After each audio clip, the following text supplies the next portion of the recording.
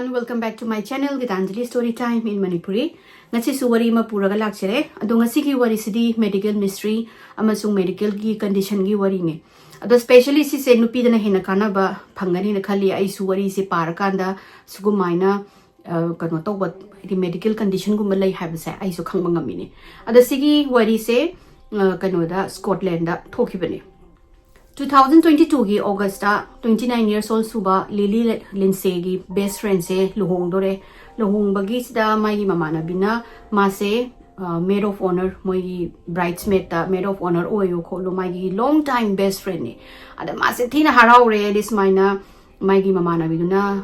maid of honor OYO खोलो ना तो उधगी मोई सिंग से full swing दा लुहोंग बगी preparation ho re mai mama ne bigi my best friend gi mak da ko chin chin dana khotana catering nung ring moi ma'am se chin dana tawre ada maid of honor oyuni na Lily se amna kari hai tare ne mai mama ne bigi lo hongwa no mit da she wanted to look the best edi ko am thina mai gi best oi with the ki ba khot pa taw sa ma se taw se pam dana luhong khoi mai mama na bigi luhong do ba hapta am wat ngai dagi mas da paisa ka me am ting dana adagi khoi gi parlor da chatna khotna tawre adama se anamba matam da mayum da dum kano khoi gi in kano at home nail gel gi kano se khoi gi nail hapa gi gel hapa kano se dum season nei ko adubu numit simadi mana phasana khoi gi yamna high fi oi ba nail salon am daga changaga adagi mai gi nails ka se tawdna khotna adagi kano ga eyebrow ga se phoidna tawre adagi ma se mathan nails ka se yenga thim phajare ma se am thina yamna harau jare hai tare ne mana tawriba man hona jari mam se adagi ma se nail kano de salon se gi thokla ga ma kari kari wali kholi en tawba sida my appointment ani ma ga wale ba amana facial ama tawba ba khoi gi spa chawbam na chalaga ma gi full facial body wrap pa tawdna khotna adagi di amana ma se dentist appointment am lay ada ma je ziki nail salon ni thokla ga she went to the spa ma je spa da chalure spa da chalakanda facial ga yam phajana tawraga she look beautiful hai tare mathana ga mingjen da thokla kanda ma mai se langtrik langga ma se thin elegant oraga ma se ngai bangam dre ba haidi kamaina sagi mo gi bridesmaid ki dress ka do ta se la kanda ani masam ga degi makeup ka hair ga tawla kanda kamaina yeng do no khoto no kai ma se lai bangam dre adagi mai gi last mai gi dental appointment se asida mu chatoi ni ada ma se dental appointment chali se kano to we anam bana mai gi ma se veneer hapala veneer se ma je adum mapun se chupa hai dai na all through our life ma se self conscious yam oi jai man especially man nok pada kaino da ma gi yamang ani se asi je kitang lallaga ya je kitang crook tong ba ada veneer do hapaga correct tawradi kano tawrani magi manabi gi luhong no misida hena phajarani ma se hana dagi su hapninga ga leiba adada sum matang chaba se kai da chagi ajida magi best friend gi luhong ba numisida matang se chare adagi mana paisa kano tawraga tungzalaga leijaramba paisa almost lakh amamu oigani in adudo appointment magi local gi dental dagi appointment lauraga numitu da hapa chale veneer se custom made ko aduga khoi gi thin shell makhalamani kano na plastic na oina saba su lei dagi di porcelain na saba su lei do man happy na plastic da asisina front gi ya mamang sida hapaga appearance je khoi gi improve to bai tare ne somna harabada ya tekhiba natraga crack laiba natraga chugiba gap laiba atopa imperfection mayam singje asi se correct to bai tare veneer se hapa adagi ma se hapure ma gi local dental am degi appointment laura hapure degi sangi nail spa nail tawrubudune degi facial spa tawrubudune veneer do ka hapaga ma se mingjen de yengsa basada she was really pretty ma se ngai ba luhong kare luhong nu mi se ngai ba ngamdre but ma se erin khara tawda ba pochai khara lauraga mamanebi gi ma gi bridal suite to moina mamanebi singi moi bachelorette ki party gi oina kai khara decoration tawdo lai na she went to the store she picked up my pochai khara adum khara lokhalore aduga mamanebi gi ma gi bridal suit se moina sem dana khotna adagi balloon ga mayam kam dana khotna phajana mafam se sem ga luhong nu mi chala luhong nu mi chida moi se loina ki re bride hade maid of honor gi su ki re khole and Lily look absolutely stunning hai tare ma se thi nai phajare masana jam thin harau jare aduga luhong ba sisu haidi it was perfect haidi thina nungai ba luhong ba ju mai mayang mo na to decoration kai moi haidi tauhiba moina loina kan hati honagiba mayam singse it was more than perfect luhong basi loy bagi matam sai sida mas dum masado mathana dum hare dum nungai ru bagi taw dana leire babadu numi tarani su bagi da ayuk sida mas tum hagule pasida wadi thabak chatoba masna kumtharaga mai hadi kano tawrapdo wadi tum hagona bane hakam je walung chalaga masi tingli yangli ra hakam san basida mai machingi size da kano ma khoi tightening gumba crack tong toba ma machingi area size da phawe ada man e kai do rasanu ne ai kalen ni hujik se kamaina no ai gi skin jina di pak dry oi ganda bani winter gumba da budi dry oi adu samana di dry oi dabni kari gi oi rasanu ne na ma se barum da mai gi barum gi sinki mirror se asida yeng ba ba changsale mana mingjen sida yeng basida ma se gaps ta oi badi haina kai nu ne na mai gi mamit makha sai sida ngaksanga ga blotchy oi raga ko leirambi adagi mana kari no ne na ma se mingjen da mu onsala ga he ne yeng kanda manam kai no ne size da ngang ba sai machin na sai ga je koi gi skin yam dry oi bagi kak long kang mo do adu mai to bus mana na la ga machin mai gi sai ga na le yeng kan sida tha law ra ga ngang le bis ma se khal kai kari no ma se amuk phawa haina mai gi skin jam kan na haidi outbreak sem phok tau dri do karai da gi tau ri sa no haidi adu su nung da hangai tau na ti no ala pasida kara mai na no smaina loina mak outbreak le mi se ma se na le gi magi face product ma'am se puthora ga yengi haidi expire wer baga yaura bzala kai gi no da mana seasonary ba sing daga ma ano baga seasonary ga allergy gumba oire sala na loini gi matam da mana seasonary ba hana seasonary ba face cream kai ka sing di mana years mamang da dum mana dum chahi mayam seasonary pa pot aduga product sing ju ide amata expire so ram dre aduga anoba product amata ji yarum dre ada mana karai da gi aina na hangai seasonary ba sing ju nati kamai tawri no I guess minus skin irritate tawri se kamai tawri no khale de mana phare do de is matam khara adi magi skin irritation do phadri bokti face product gumba oina season da bida kai kanu gumba balm gumba vaseline gumba oina tairaga leirage na ma je khangam menu mitrani mo khangam ba magi skin se kaim bok taidraju phaba ko bu leitre ba sum tamna magi skin se sum tamna kanu to buse mogi blotchy oiba aduga rashes ma thogli in heading sanga ga aduga kaka kangaga aduga hojikna mamai da hana torom badagi mai gi makhnaw gi size da ju khaga loina mak tholok ba hawri hapta ni sure subase mangon da skin je phagalak pai mami am ta udre hena bo dum henjale mangak sai de leram badagi mathaba ki size khaga yausale dagi man sd yara roi dermatologist samada yeng aga doctor du da yenga lage na man appointment lauraga mas laaga doctor sina yengba matam sida doctor na mamai gi size pai ba sida mase thuppe ba haide mase au aina koi gi na he bado adagi mas adu doctor da na yam tapna pai ni do ga sunna yam na mangon da thuppa koi gi asok pada thangna ga kakhiba asok pada ga thum ha pai ta thuppa ga saraga ekta hagajaba adagi masigi kanu hagajaba sida kamai tawge haba sida phi no khumba yadabado hoi kitang tight oi ba phuri kali lagi leraga hen irritate oraga hen hagajaraga hen na thuppa saba tawbasina maje loose koi achauba phurit gumba natraga baggy khongau gumba setradi natraga jon lawa dress gumba setradi masi yadreba adagi doctors na yeng kan se doctors na lily don't worry mana nang kaimo ami pai thiba kaim tawrano sidi common problem ne nang kanu tawri se nang thingnari se common problem ne adoga sigumba ke sidima dum uraga la abane kaishu tawroi sidi just standard dermatitis issue ne haibadi karino haibadi skin irritation hai tare ne usually caused by environmental factor the environmental factor natragana natraga pollution or exposure to new allergen aduna adum antibiotic ma tairaga nang adum pharani ai nangonda antibiotic ma recommend tawrage na haraga pire dagi lily je kitangli wa haidi masadu wakhandu kitang ne na tare haidi omanas man haptani waraga lerami je it was just an allergy reaction or boy the phare ma hida ko tairaga amu follow up ki la agena tha ma lera kanda lily se follow up ki la puse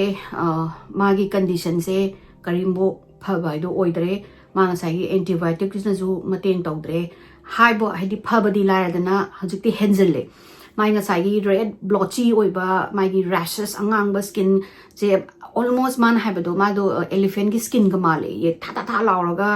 koi gi chakan ga lawraga hekta hagajabaga thuppaga nabana di mase loirabane mase hujikti freely pabokta ngamaktreba aduga hantaksna kamai tawngibda magi makhanau mathawak saida leirambaje sidagi magi mabuk managan adagi magi segak adagi makhong bokta spread tawreba spread tawbasina hekta ngasagi mafido koi hanubigi haitarane 90 gumba night gown gumba manba jon jon lawba ma setradi mase yadre magi skin je automatic dry and blotchy oibaje mana nokpada machin gaji segaireba iga koi chin gairaga iga thopado adumaina tawre adagi magi makhut sisu saigi segak saigi su loina mak thobanina hojiki reaction je thobanina iri humanga thopose thupmandana maje makhutse thangkalaga na matamda dum thangkalaga leiraga natragana lambi daga chatlaga makokse gomi hudi mana khumjalaga hidi magi skin je ubada mina ga yam tu chakadra kai khalubagi mathanda maje embarrass oiba ikai bezu na tawba do makhutse smaina magi hips ta magi makhwangda makhutse thamaga oina anamba je chatle aduga irujabaji bokta yadreba irujabasida isingna thingbasida ta maje thuppaga nabaga sabasina luba ya iludaba yadre harakanda oina luzaba duga mas many times maze iruzabase avoid tawbuduna masasi mathanda namthira boida ningba motpa oibda ningba adagi maze mas ati laingup sabam khangdre maze karino man tawrisibu mai sibu kano ne haire allergy ne haire antibiotic pire chisu phate hena bo gadom kano mai gi sandorakpa hele kamai tawduino khotoino na maze hojiki doctor gi checkup lak pasida mana khalise at least hantakti doctors na answer amadi phangaga mana leiriba nightmares ya sidadi amtadi maji kano tobirani magi answer se phangani na khalaga maji doctor se ngaire leire doctor moigi mafi hongdo na pirame mas moigi doctor gi gaung do hongdo ga phama leire the doctor se na changak pasida lili ji ubasda maji gaps to webo go haidi shock chatpadong na maji kainu ne mami se loktho ga doctor se lili gi condition se hek to worse orambasida adagi maje okay ai maje di doctor ni mana mami to lauthoga daina ngakpagi masakse uradi hen ma pakhalane na ma mathana compose saujare adagi mana changaga lili da ane nang kanu se ai nang ya kanu sing si yenge khotki kamai tawre harkanda lili na doctor antibiotic to na karimbo help tawdre ai gi je body se hen loina mak sandor e nangan yaure puk yaure hoji sega ka loina mak tawre doga ai bear to bangam dre sini adagi doctor sinang ai kho ai yenge na che taw se doctor na pai khuding gi ma se na ayo na thuppagi edi thuppaga na bagi do doctor sin tamna nan bi rasu ma sam thi na re yadre ba adagi doctor sin na check tawra kan sida mana haire nangi se ai khange condition je kanoram dong malena eczema haina koi skin condition am lai adugi flare up toba male na eczema is a skin condition amane se extreme koi skin je extremely inflamed toba hai tare ne aduga sisina antibiotic na eczema je antibiotic na na de ko mangonda adu thaba kem kana de eczema sidi kano thaga da ma phahange harga di steroid gumba natragana steroid cream gumba taidragadi pharoi aduna nangi se hana aidi allergy reaction oi buningi but nangi sidi eczema haiba skin condition je sisi oi leramena aduna doctors na steroid cream pire ado eczema se anambana kanoni ko mayamna elephant skin kai so haine kai ta lauraga koi gi chakan lauraga skin ga je blister ka thokpa adagi crack ka toba adugumba makhana mani ko skin gi condition amane adu wera mane na dum steroid cream se pire adagi mane sinang sitairo aduga nang amu follow up ki laona tha khara haure mana hidak se taiba yaba taire ado pak phaba kaudre hen magi skin condition ji henjele ma hujing mapan da public da thokpa ikai dana mapan da yari ngai avoid toksale adagi masigi skin problems na ma ikai bagi makada magi hanaga my boyfriend lerambaga do mana breakup tok thoga ma sima pa sung thok tareba thoktabuduna mangonda mentally ma je problem lak ba di mangonda tol oireba mangon ma sima khanungai ta ba di ta hawna loire di karamaina ai sibu skin je bu karam kana phadoino tha ahum mari sujale scopes khali phaba ko banaidre hen to henjale adoduna ai yumdagi mapanjo thoktre ma se thwai yam ngai tabaduna doctor mas kanoga therapist amaga tanaragani haide tana doine adagi therapist naga hida ka piraga magi depression ga anxiety ga kai gino da masin adokimatic wakhan ngai tabase mathanda dark place daga chatpado haidi mathanda sijera jira kainaga natraga ai je sumaina sum tawraga pat khraga kamaina thandaga patlaga leigadi kamai tawba ka haina khoi pessimistic ka ora pa mangonda hopelessness leirapdo adu hopeful amta oidre ma je adugi mayam dogi hidak chaba hoi hidak to chaba dagi budi khitang ma je mentally budi khitang phai adu magi physically magi pain hadi lengbada phambada bu kuina phamba ngamaktre khoi hippa ju kuina hippa ngamdre ma je reclining gi type te hippa ga ade makku je thangkalaga dum leini dagi ma phizu anambana kano set pa yadre ko igi jeans gumba khongau puri ko igi leiba do sila sila ga hena expose tawraga hena na ba ga jabo oi bene ma skin je yari makhai ma gi sai over kano je gari over baggy phi gumba sela ga ma khangi igi skin je hana degi rashes to phabadi line hena blo hele e ma jam thina frustrating oi ko lily je ma gi skin da trap tawraga aidi leiba ko igi case ama ko igi thong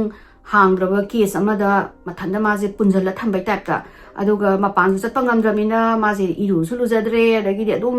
kuina hippa su ngamdagai dum leire makok to mo mai di makut to thangka laini adagi di makut thangka pa wara agana mai gi makhwang do makut se thamaga chatpa aduni ba man tawrise mai gi skin je hujiti dry flaky hard scaly na do to ga thicken skin je oireba aduga kitang kharaga henaga lenguradi crack ka tawba adagi ising kano tawba koi blister tawba aidare ne adi kano ising han ba tap ta halaga mahi ga thokpa adune tawrise je kano se lily se ada January 2023 ma je tha mari manga mu sujale ko ada nongma ma se na phamaga mapan sida hekta koi snowstorm su kana tawriba adai un ga taba sida ma je mapan da su thokpa talle na pizza kauraga movie yengaga leirage kholage na da ma pizza ga delivery to bola pa je thok tare ba de thongjin pa na thamalamaga chalangi ba gumba mi ga je unabi kai ra ba ne ma se mai skin ja to ki ma dik low kan rashes mayam jina ada mana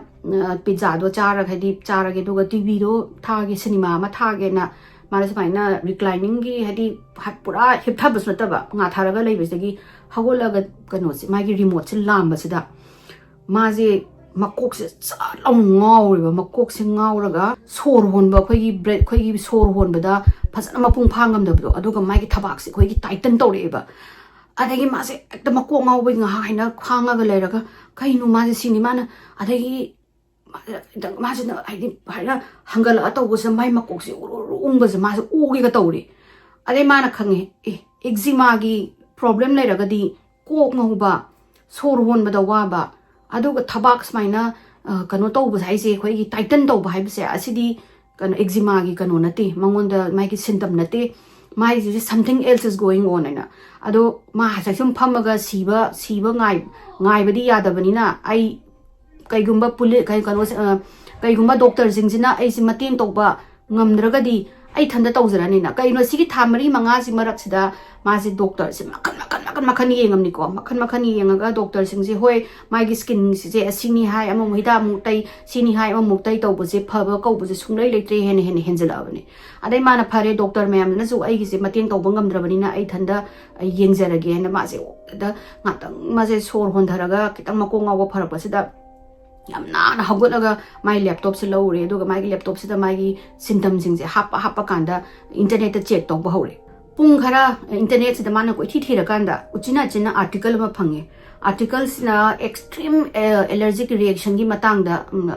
iba article ni zigi article se pa bas da lily se surprise oi re ba hidi magi many of the magi symptoms se magi symptom mayam se ga manaba zigi kano se article se da yaw re ba ma ga hidi yam thina manaba mayam yaw re adu magi whole kano se ordeal se mana chatli ba sigi nightmare se it was a big allergic reaction ni haina adu lily sin understand tawba ngamdri se hadi karai dagi kari dagi allergy se mai asigi allergy se lakhibano haibsti ma gyan ta ngamde adagi mana common allergies hujiksi matang dagi amu pathara kan sida mana common allergies matang thira kan sida mangana khang ma se khara similar oiba phangi da mana discover tawri se mi khara madiko moise extremely khoigi latex adi balloon gumba adagi hand gloves gumba gi latex sida ista extremely allergic oiko aduga at home nail gel season matamda nail gel zigi gel se sisu kanu oiba yamna mi khara da yam thina allergic oigaleba aduga sigi ngasai gi nail do kai no da khutta sanga kanda khutta gi kanu da skin da contact aura kanda skin manung da changi duni na aduna blood stream da changra kanda allergic yam thina mi kanu tawi duga amana balloon jisa in haido duga madi balloon so mayam mama bigi luhung bagi decoration gi na balloon so mayam moy ka moy duna mana khale o adudi ai gi problem se kanu se latex aina mana balloon kamuba natragana asigi mana at home nail gel kanu seasona base asisina oiramani habase ma chan thajare aduna mana khali se doctor gi appointment ama lauraga sisigi allergy mayam sigi test se si tawthogadi khangani do khangagadi particular hidak to chara di pharani na adugo mangonda haidi ama kitang strange oiba ma khali je balloon je man anga oringa ne ki dum kama ini ma dum sanare khole gi mangonda adugi allergy reaction leite adagi di at home nail gel dis ma dum ko ire chahi ke no mana seasonal ise kaimbu leite do na karai dagi karamaina tawra ino na habisa hosiki articles da iri je hosiki articles da iri je allergy se akoi gi any time of human life hai tare ne akoi na angang oringa da oirakte haidana bu hekta chawra ko oiro have leite adum allergy se any time of the human life ko develop to weba adi thana torom da basing do ko na torok pa yaw hena adu do makhale da mana o sigi soidana oiram batari habise ma chap chana lepe lily je tha manga mana sai gi mai nightmarish oiba tha manga se sis the for the first time ko tha manga se da ma da kaino ma gi se kari laina no kari gi no allergy se habise ma khangmanga me da gi mana first thing in the morning ma pun doctor da phone tawre aduga sigi appointment allergy ki test ki appointment je laure adagi numi khani lera kanda lily se hospital da lae aduga hantakti ma se pura ready oire test ki ma khange di masigi se soidana ai allergy se sagi balloon latex natragana at home nail gel gi kanu je sin oira manena adi mana la aga doctor sagi allergist kanu da gi examination table da phamme phamaga masai ma pura ma gi rashes na cover toba managando loina ma expose tawraga di doctor na yengdoi ni adu do phamaga ma se haina almost fine kana tawraga haidi uppaga pura uppazu yadawagi makhutna tawra khuru gulaga mase laire doctor sina maigi managan sida ko small patches mayam nappe sida ngasai gi si gi patches se allergy patch ki test ong na strip ne ba aduga my patch khudingi kano yaw se different allergen yawi ko adudana kari oi maigi se allergy se kari no habi se khangam doine ado lily je asigi nap patpasida ita ma se mayachi khange ba ngasai gi allergy ki patch su work to bahura ba adudana work to bahura ni na haga jab je hele e dagi ngasai gi nap khibage ekta masa se mareng chatpaga na baga sa baga thupaga ma se khange de doctor na loidore na haraga almost 200 patch moi ngasai gi strip se season nappa kanda doctor na haire lily ai khange nang yam tina uncomfortable orangani je nang haga jab da nang jun loiramani thupna ju ado unfortunately nang asigi patch se nang numini di thamdaba yaroi abidi mana la irai ni do nang thangjana maijing thamdaba yaroi aduga monday da lokthok toine na ado lily su ta ngasai gi hagajaba do ma su khanga ga mana hoi doctor ai si gi ai gi kanu sida bo condition sida bo ai khangadi ai khangbu khangange monday da di khangani da ai hidak chara ga ai pharani na ma se adu do na weekend je ma khangba ngam haidi monday yora di huji doctor do na ai gi anaba se khangani ai gi na tawriba pot se khangani na tawraga monday yore monday gi mana doctor gi manak sida ngasai gi test ki strips lokthok pa lakpa sida mas ta massage koi gi doctor gi parking lot sida ma nappi ba mana ga nappi mem je phoitat laga mai ga thadok ningi ma je massage mareng chapna koi loire ba koi gi kari ma khot yaudam na haga jara khangam da na koi kanu to bai time ne man to ri se di khot pa ju ya dugum to la edagi di ma changa kan sida doctor na mai gi uzi ki ma pham du da examination table da pham ga doctor sina mai gi strip se ma lokthok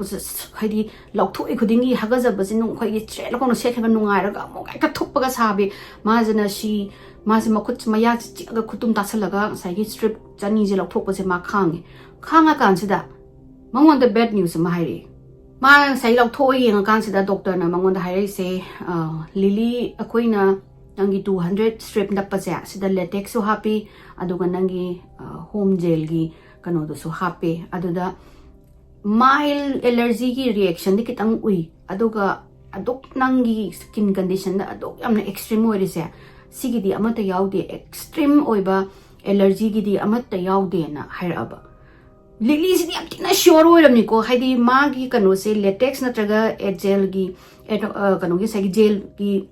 nail gel gi oil ni Hanamadi sure 100% sure or alarm dubu doctors na anizina nang yasigi latex canos na mande kaino the city just mild katang to winang the extreme way and harapagi maze Lily was heartbroken. Lily's in the color I said the Mapita Ramasa Tokle. Doctor is the Gitola, Doctor Heisinang, Tori, allergy, Sikaino, Hungry, and Heidi, Masmapita, Tola, Masagari, the Pambaga, swinging a money, staring so what home, Magas, Capi Masak, Carino, Manacale, Agi Punsido, I Tamangagi amongst the in a layer of Punsido, I am palmy, call I skin condition to tears of Pazarazo, I manga, I Maracambado, if I have the chance, go, I would just go back, I will just go back 5 months back. Duga ay nalarib ay skin condition ay larim ba poto ay adum laser azu ay padong ay kamaina ay di pass ay chaning ka na khalaga laga mana khale ay se kaino phajari je ay ngona kaino phajaba lari sibo hai mana maya da marai jina haina tawra chatta sida ay je ay na nokpada phajaba da simangai re sidagi hena ay kai dawdogi har kan sida mana si khalura kan da mangonda kaino ma strike ma phalong idea ma lai la padagi mana gari se like was the girl, you could just screech it over. I didn't mind later, Manacale, and Lambis Tangas, Tauraga. I ain't exactly but doctors lale. I ain't a Zakatoba doctor to the Chalamdre, I did so quick was a doctor around, but at the Guinea, Anaba, I get nightmare, any lady but nightmares, lazy. I get dog in haiba doctor Canose. A sick doctor, a sick was the Sakatabanina, the Gimasna, Garizi, calm, and quick sight of the Kamagamagi, Beckman, all of my phones, the tea, the phones, lock tokens, the mana doctor's appointment, phones, the doctor, the same manner young doctor say, say the man of phones, the doctor, the appointment low. No meaning Matunda, my appointment say, I don't know, dentist appointment or my sagi doctor appointment, local doctor appointments, see examination, the pumme. Pamakansa dentist sangya kanda kari problem kopano harakansa mana article ma haina allergy gi matang da article ma pai khole du na tawusda doctors happy tangi skeptical oy di mai skin problems ga kamaina dentist la aga kamaina kanu ori no khole no na da Lily's na explain tawre smine ai gi allergy hobani khotpani aduga haidi ahamada latex na tragana nail gel gi Maduduna Tawbuni, Haina Kalamane, Dubo Oramdre, in fact, Aina Tesulo in Taure, Adubo Oramde, Dubo, Aina Paba article amada, Vinir Gimatang the Yawi and Man Hiraga. Lilina Haize, Magi Mamana, Vigi, Lohumbada, Amna, Pazani Ubagi, Amna Kenning Ubagi, the Silena, Mazin Ta Manga, nightmare over condition the Mahingure, even she went to the dark place and the Mana Domina, Hairedoga. Mana discovered Torizu mas extreme allergic oiba port amada laire aduga magi rashes isu karigino haibada huziki veneer na male hana adumaina doctors da haire Lily na paba article gi matungina gel at home gel nail pen se asi se mayam na haibada mayam khami khara amadadi dangerously allergic oiko oiraga kayino da maunda yauriba acrylic base oiba plastic se sisna maybe human being skin da kanoda absorb tawrakanda yam tina extreme reaction to aduga ngasagi acrylic se kai da yauge haibasida veneer da phangeba aduga veneer se it's loaded with acrylic gel phajana ba hapasida sida tina taidoni ko aduga mana sigi hapura hala kanda su huziki kuno se gel se maya da su tai hai aduga sigi gel se Matic magi kano se amount se kaya mo yam ge haibasida nail da happy ba gel se di kaishu na tre badugi chama thokone ba veneer se da happy se phajana ba langtek langna ba phajana ba happy se aduna yada adum hapaga leirabanina huziki acrylic ki gel se base se yada sum hap leirabanina Lily was putting poison in her mouth for the past 6 months. Mari thataruk tagi phajana bahona bada sahi poison do hapaga leraga poison jina adum mamai ki bloodstream da direct sangabanina allergy reaction se adum amuk thok adagi hidak ta yurasu amuk thok tawraga leise uchina china mai gi dentist na April ki 2023 da kano se loktho ani mai gi veneer se loktho pirani loktho padagi slowly mai gi rashes sing do less painful oire aduga by August 2023 dadi Lily gi skin je it was back to normal maya adu mai gi sigi doctor na hari se sigi gel gi haina allergy to bose there's no way to find out haibadi na sagi mana mayum da adu koine season bagi nail gel ni se oigadra natragana atopa condition da ma adagi oigadra adu bu veneer da happy ba acrylic gel se sidi mi khara dadi extremely dangerously pe haidi kano thok male allergic reaction adu duna kari guma mana khangladana hojigi veneer se adum hapaga lermagadi ma siba bu yaiba adi mayam wari se sidaloi sanjarage mayam na gi wari sinu ngaragadi like to view share to view subscribe to view ado mathang da mu unarase ado mayam kanom ta ka haisage mayam na agi wari sida nangi wari sinu ngai du nangi ads haidi advertisement mayam se yaman gare khot kare hai do aina hapanate ad to YouTube na hapane adi khoina monetize to wagi nama matamda YouTube su khoina khoidagi khoigi wari sida marak sida yauriba ad mayam se asidagi moigi commission ne do na YouTube na hapane kaiguma sigi ad sing se skip tawngagadi moi premium haina monthly thibra yearly thibra ama leibane adu thiragadi ads amata yaudabane adu haijaningi adu mathang bari do theknarisi ko mayam